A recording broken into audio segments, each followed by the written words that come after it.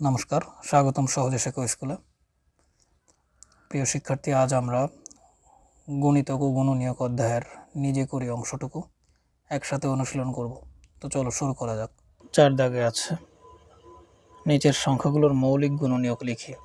তো প্রথম সংখ্যাটি আছে 10।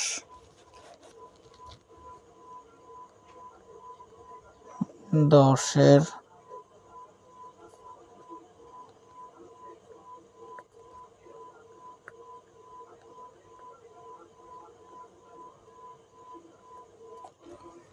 মৌলিক গুণনীয়ক সেটি হচ্ছে, আমরা প্রথমেই 10-এর গুণনীয়কগুলো বের করে নিই। 10-এর গুণনীয়ক হচ্ছে 1, 2, 5, 10। তো এখান থেকে 1 কোনো মৌলিক সংখ্যা নয়, 2 এবং 5 মৌলিক সংখ্যা, আর 10ও মৌলিক সংখ্যা নয়। তাহলে 10-এর মৌলিক গুণনীয়ক হচ্ছে 2 এবং 5। এবার 12-এর মৌলিক গুণনীয়ক।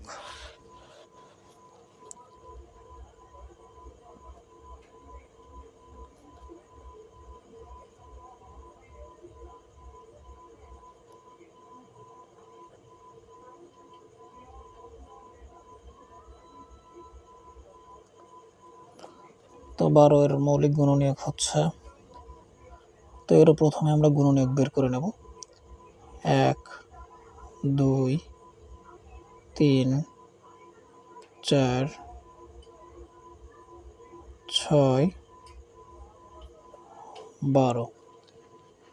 তো এখান থেকে মৌলিক সংখ্যা হচ্ছে 2 এবং 3, কিন্তু এই দুটি গুণ করলে 3 দুগুণে 6 হয়। তো এখান থেকে আমরা আবার বের করে নিতে পারি 2, 2। তো 12-এর মৌলিক গুণনীয়ক হচ্ছে 2, 2, 3। কিংবা এটিকে আমরা এইভাবে বের করতে পারি,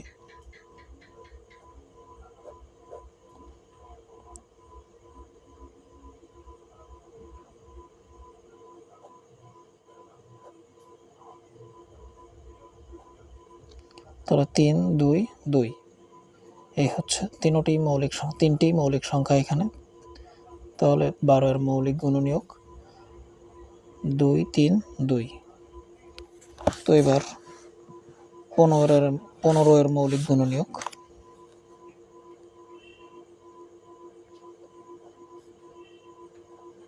3, 5, এই দুটি মৌলিক সংখ্যা। তো 15-এর মৌলিক গুণনীয়ক হচ্ছে 3 এবং 5। 18-এর মৌলিক গুণনীয়ক।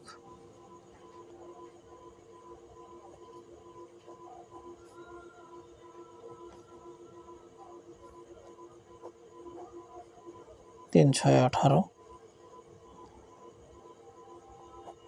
তো 18-এর মৌলিক গুণনীয়ক 3, 3, 2। এরপরে আছে 24। 24-এর মৌলিক গুণনীয়ক।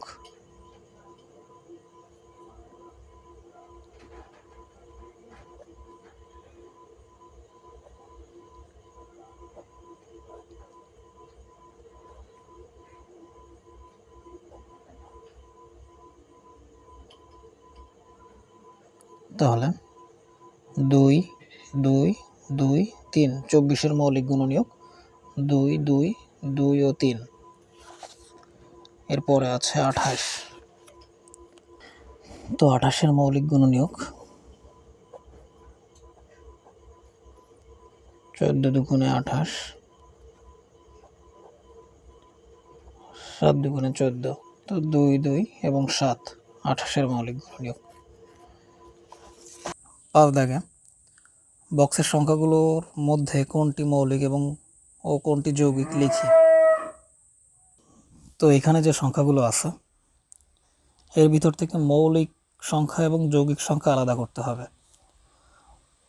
তো আমি শুধুমাত্র যৌগিক সংখ্যাগুলোতে গোল চিহ্ন দিচ্ছি। প্রথমে আছে 24। 24 একটি যৌগিক সংখ্যা। তো যৌগিক সংখ্যাগুলো শুধু 1 এবং ওই সংখ্যা বাদেও অন্য সংখ্যা দিয়েও ভাগ করা যায়। 24কে 4 দিয়ে ভাগ করা যায়, 6 দিয়ে ভাগ করা যায়, 8 দিয়ে ভাগ করা যায়। তাহলে এটি একটি যৌগিক সংখ্যা। 31কে 1 এবং 31 ছাড়া অন্য কোনো সংখ্যা দিয়ে ভাগ করা যায় না। 35, 5 সাথে 35, 7 দিয়ে ভাগ করা যায়, 5 দিয়ে ভাগ করা যায় 39, 3 দিয়ে ভাগ করা যায়, 3 13 39, 41 1 এবং এই সংখ্যা দিয়ে ছাড়া ভাগ করা যায় না, এই জন্য এটি মৌলিক সংখ্যা। 47 এটিও একটি মৌলিক সংখ্যা।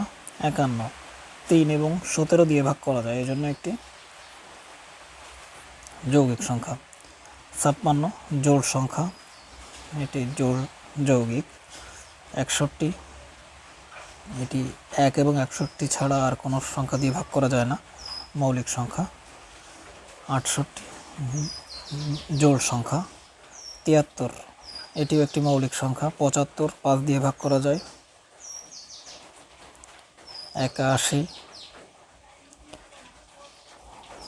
এটিও একটি যৌগিক সংখ্যা, এটিকে 3 দিয়ে ভাগ করা যায়। 3 7 3 27 81, 9 দিয়ে ভাগ করা যায়। 9 9 81। 83 এটি একটি মৌলিক সংখ্যা। 88 এটি জোড় সংখ্যা, তাহলে যৌগিক সংখ্যা। 91 7 13 91 এটি একটি যৌগিক সংখ্যা। 95 5 দিয়ে ভাগ করা যায়। 97 এটি একটি মৌলিক সংখ্যা। 99 9 11 99 কিংবা 3 দিয়েও ভাগ করা যায়। 100 এটি একটি যৌগিক সংখ্যা। এবার 6 দাগে বক্সের সংখ্যাগুলোর মধ্যে 2 5 ও 10-এর গুণিতক নির্ণয় করি। তো 2 এর গুণিতক জোড়গুলোই। তো এটি একটি 2 এর গুণিতক। 248 5 এটি একটি 5 এর গুণিতক। 355 122 এটি 2 এর গুণিতক। 515 এটি একটি 5 এর গুণিতক। 480 এটি 10 এবং 5 এর গুণিতক।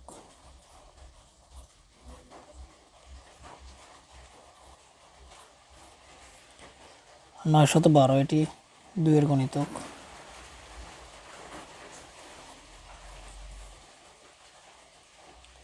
555 এটি 5 এর গুণিতক।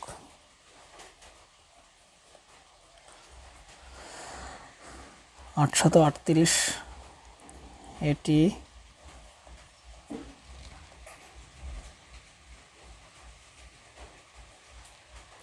2 এর গুণিতক। এভাবে করে ফেলতে হবে। এটি 2 এরও গুণিতক। 480 এটি 2 এরও গুণিতক। তো এবার আমরা 7 দাগ। রাসেল তার জন্মদিন উপলক্ষে চকোলেট কিনলো। সে তার কতজন বন্ধুকে চকোলেটগুলো সমান ভাগে ভাগ করে দিতে পারবে? তো এখানে বিভিন্নভাবে সমান করে ভাগ করে দেওয়া যায়, তো আমরা সেটা একটু দেখি। এখানে মূলত এর গুণনীয়কগুলো বের করতে হবে। তো 24-এর গুণনীয়কগুলো হলো, আমরা একটু নতুন করে লিখি। 24-এর গুণনীয়ক যত কত দিয়ে গুণ করলে 24 হয়। বিষয়টি এরকম, যদি একজনের ভিতরে ভাগ করে দেয় তাহলে 24টি দিতে পারবে। 2 জনের ভিতরে ভাগ করে দিলে প্রত্যেকে 12টি করে পাবে। 3 জনের ভিতরে ভাগ করে দিলে প্রত্যেকে 8টি করে পাবে। 4 জনের ভিতরে ভাগ করে দিলে প্রত্যেকে 6টি করে পাবে। এই কয়েকটি ভাবে এবং 6 জনের ভিতরে ভাগ করে দিলে 4টি করে পাবে। 8 জনের ভিতরে ভাগ করে দিলে 3টি করে পাবে। 12 জনের ভিতরে ভাগ করে দিলে 2টি করে পাবে এবং 24 জনের ভিতরে যদি ভাগ করে দেয় তাহলে 1টি করে পাবে। এই হচ্ছে এইভাবে সে তার কতজন বন্ধুকে চকলেটগুলো ভাগ করে দিতে পারবে। তাহলে এখানে উত্তর লেখা যেতে পারে, সে তার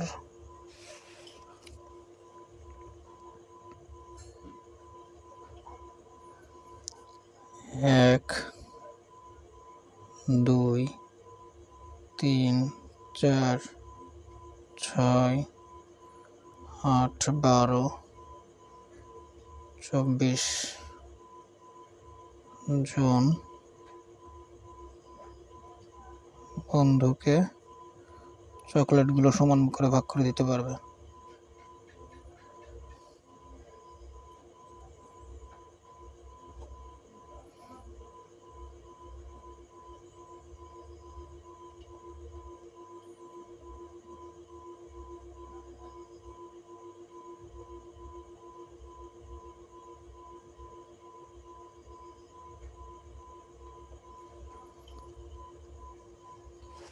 এবার 8 দাগে 28, 30 ও 35 সংখ্যা তিনটি দ্বারা বিভাজ্যিত নির্ণয় সংক্রান্ত একটি গল্প তৈরি করে। এখানে আমরা বলতে পারি, একজন শিক্ষক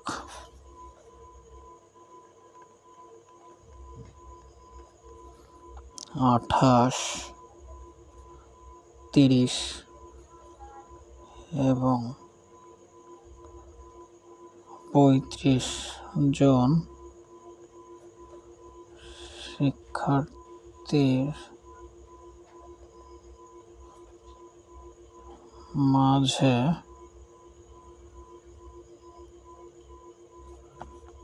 কিছু ফল কোনো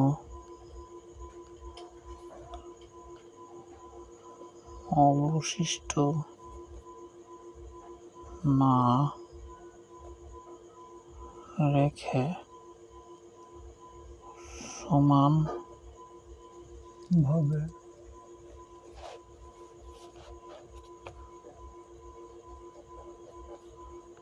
ভাগ করে দিতে চান। কতজন শিক্ষার্থীর মধ্যে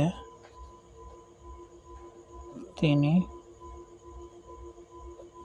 ভাগ করে দিতে পারবেন?